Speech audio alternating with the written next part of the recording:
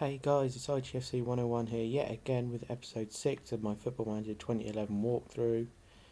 Today we'll be showing you the second round, I believe, of the League Cup.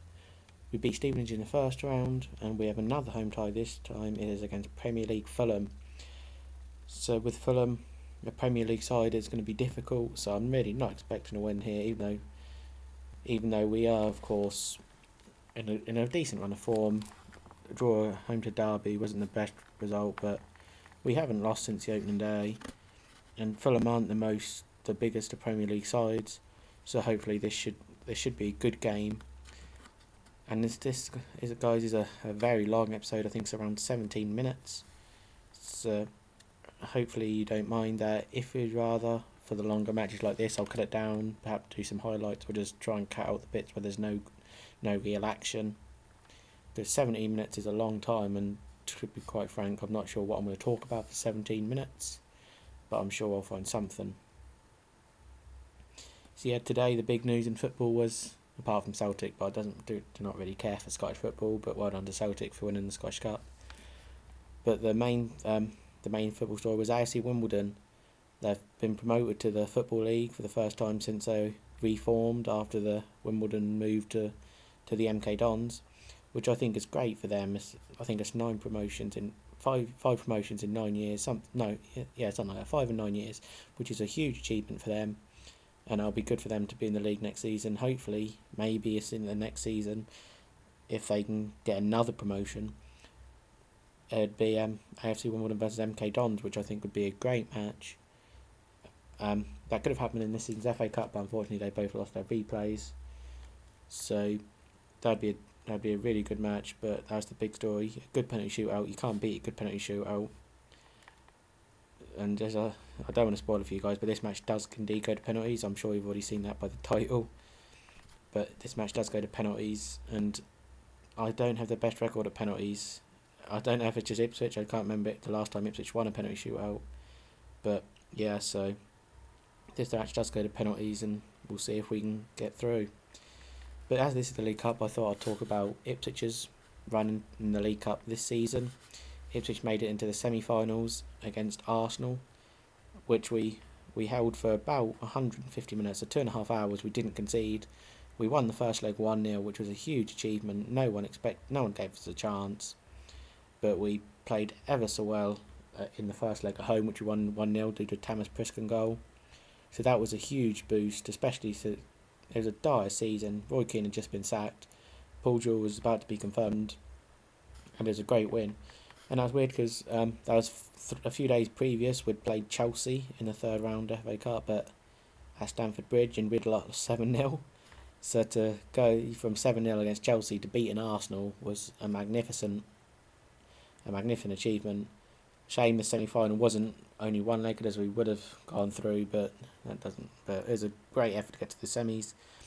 The atmosphere at Portman Road that night was absolutely electric. It was a 30,000 sellout, I believe, and the Arsenal fans did their bit. They made some noise, even though the Arsenal players didn't like the fact they were beaten. I remember Cesc Fabregas making some bad comments, but I guess he is just a sore loser. But it was a good win, and then the trip to the Emirates was fantastic. 9,500 Ipswich fans, I believe.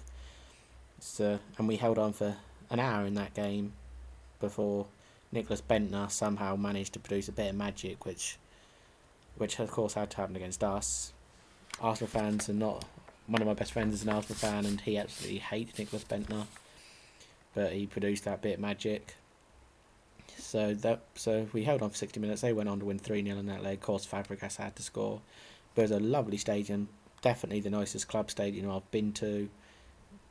Before that it was Newcastle, but definitely that is the new best.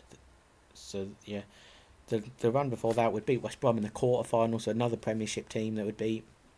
That was another 1-0. Grant Ledbetter with a penalty. But I think it was a penalty. And yeah, but in the previous rounds we've placed lower league sides. In the first round we beat Exeter. In the second round we beat Crewe, both in extra time I think, so we did have a real trouble in the first few rounds, but we managed to get through that in extra time. David Norris, I remember, went on a great scoring run at the start of the season. He scored about 4 goals in 5 games, something like that, to get us through. In the third round I think we played Millwall away. All our first games were away. Millwall away, which we won 2-1. Then lonely Andros Townsend, I remember that's probably his best game for the club. I think it was Priskin and McCauley with the goals. So that's probably our toughest tie before the West Brom game. The next round, the fourth round, was against Northampton. That could have been a tricky tie. It was our first home leg of the competition, but it could have been tricky as they'd just beat Liverpool, so that they would have been totally up for it, beating Liverpool in the previous round at Anfield on penalties. So we weren't really we were confident, but it could have easily have gone wrong. And that is Fulham taking the lead just there. 5 minutes into the second half is Diamante Camara, I believe was on loan at Leicester in the second half of the season because he scored against us on the final day of the season. Anyway, back to the League Cup, my League Cup story this year. Northampton, yeah, they beat Liverpool, so they're always going to be tricky, but however, we managed to beat them after Northampton took the lead. I think the final score was 3-1. It's a bit edgy all the way through, so it was a bit worrying, but we managed to get the win. And yeah, the Northampton fans were brilliant. Not many Ipswich fans, only 10,000 or so it was a bit disappointing turnout, but what can you expect for a Carling Cup tie when the tickets weren't too cheap? That is one bad thing about supporting Ipswich. The ticket prices are absolutely ridiculous. Some really lower league teams will still be charged at high prices. They say they're graded on the prior matches, and to an extent they are, but they're still pretty high for a championship side, especially when the quality of football isn't up to scratch. And as you see, Lee Martin scores an absolutely cracking free kick, his first ever goal. I think it was Lee Martin. Had a great free kick into top corner, and against Fulham, what more can you want? So we're level on 65 minutes. We got the momentum here, I thought, to go on and win. But as you know, it goes on to penalties, and I won't spoil the result of the penalty shootout. So Arsenal, so then West Brom in the quarters, a very good win, a good clean sheet as well. And our defence this season have been pretty good. I think we have the best away defensive record in the division, apart from QPR, I want to say. It might be better than QPR, but home we've really struggled this season, and that's why people have been upset with the ticket prices. How can they say they expect us to pay this much money when what we've been watching is really, really poor stuff? But which I guess is true. We've got Simon Clegg as our chief exec, who doesn't really know a thing about football. The amount of players we've lost in transfer negotiations because he's not willing to offer them the right salary or the right deal is absolutely ridiculous. And how he's dealt with the contract situation this season with the players out of contract is again a joke. We've lost McCauley and Norris for nothing when they cost us a lot of money to start with. And I don't know if that's to do with Roy Keane, who left the deals till too late, until they've been able to be tempted by Premiership clubs. Reports today said that McCauley has actually signed for West Brom, so good luck to him there. But it wasn't the best from Simon Clegg. He should have really got them signed up previously. But just got to hope that we get some good signings in the summer. Clegg has also lost many signings. We've had Sean Derry down here, we've had Ross McCormack down here, we've had Charlie Austin down here. All said they wanted to sign, but for some reason deals have not been able to be done. That is really disappointing, and we're seeing again this season where apparently we were close to signing Kieran Westwood. I have no idea about the legitimacy of that story, but apparently we were close to, and now it seems like he's going to go to a Premier League club. That's full time and regular time. Full on tour with 1-1. So we go into extra time. So anything for us for this is a bonus against a Premier League side. I quite like Fulham. They're a nice little club. They had a fantastic one in the Europa League last season, where they lost to Atletico Madrid. And was it in extra time? I think it was near the last kick of extra time. Diego Forlan. But I was happy with one good save there from Fulop and Dixon Atuhu with the foul. So yeah, I've had some tips from some of you guys suggesting what I can do to improve. Some fellow Ipswich fans as well, which is great to hear from you. Any Ipswich fan support is brilliant. And tips and tricks on what I'm doing wrong, where I can improve. You just got to remember that I have recorded about 16 episodes, so the tips sent in to me today, they'll be used around that time. Just so you know when your tips are starting to be used, I'll mention it in the commentary when I do it.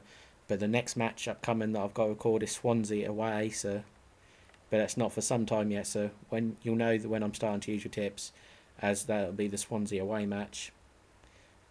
But yeah, as again, I'm really enjoying the series. I didn't dream I'd enjoy this series as much, and I'm really enjoying the 2 uploads a day. I'm pretty sure I can manage that. I just need to get this backlog of videos off my hard drive, and then I can start recording more. As I just want to keep playing this. Yeah, so thanks for all the support. More likes would be amazing. More favourites would be absolutely incredible. And I'll keep bringing these videos to you guys. It's great to hear from fellow Ipswich Town fans who are enjoying the series, who have subscribed to me just for these videos. That is, I hope you're enjoying the series, guys, and I know I definitely am. And I'll keep producing these. And you should enjoy the results coming up. We go on a, I don't want to spoil it too much, but we got on a pretty good run. But there's still some sort of problems that we need to sort out. I will do that. I'll start doing that.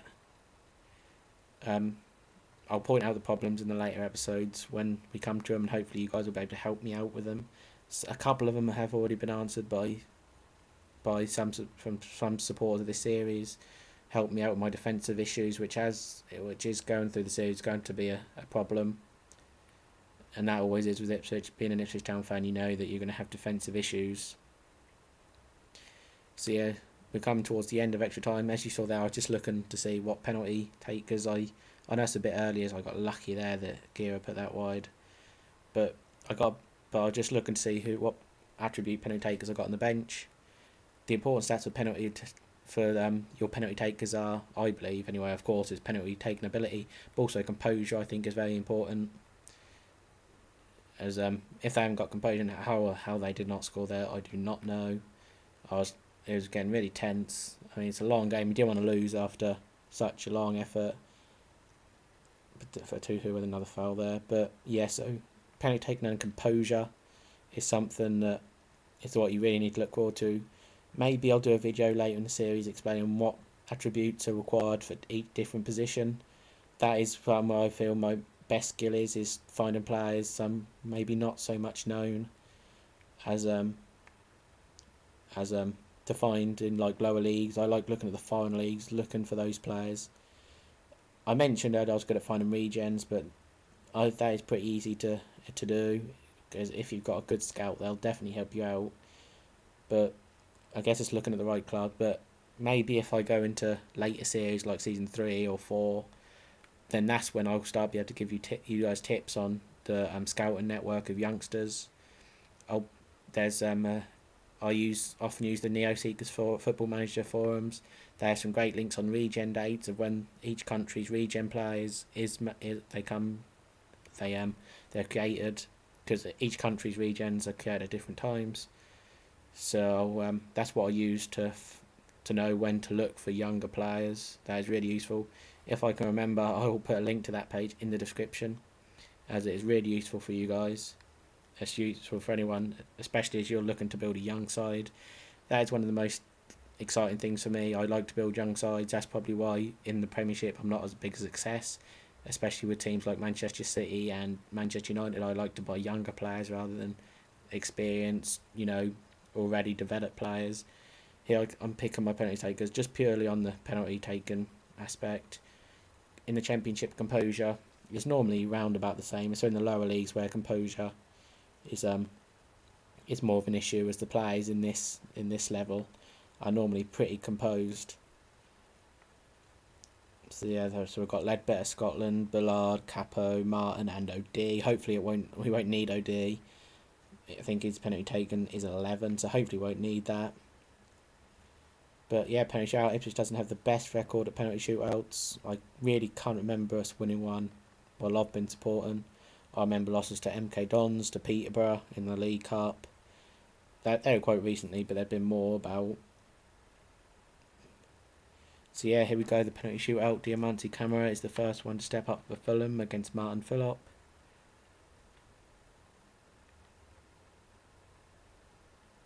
And he scores. Phillip did not move. Really disappointed there by Phillip. And first for us is Grant Ledbetter. He came on just for penalties, I think, or was it an injury? I can't remember, but he's a good penalty taker. Should score. but he doesn't. So it's never a good sign when your first choice penalty taker misses. Never a good sign. Next penalty for Fulham. Also scores. Phillip again didn't move. I don't know what was the matter with him. He 2 penalties, didn't move. You can't expect him to go down centre. Jason Scotland next up. He puts it in. The Fulham keeper didn't move that time, and he puts it into the same corner. So can't complain. Now it's Carlos Caicedo, the Mexican left back for Fulham. Can Phillip do it? He can. Again, he didn't move, but this time he went straight down the centre. And now we are back in this penalty shootout. If Jimmy Bullard scores this, one of our most experienced players, so you expect him to score, we are back on level terms. But unfortunately, it's saved. It's a real disappointment there. I expect Jimmy Bullard to score. Now Simon Davis, the Welsh midfielder. Really need to save here from Fulham. Great penalty. He dived, he guessed the right way, but you're not saving a penalty in the top corner like that. So now pressure's on Olivier Capo, our regular penalty taker. Pressure on him to score, to keep us in it. If he misses, it's all over. But good penalty into the top right hand, his right, keeper's left. No keeper saving that. But it's in Fulham's hands here. Steve Sidwell, former Reading, Chelsea, Aston Villa man, to put Fulham through to the third round.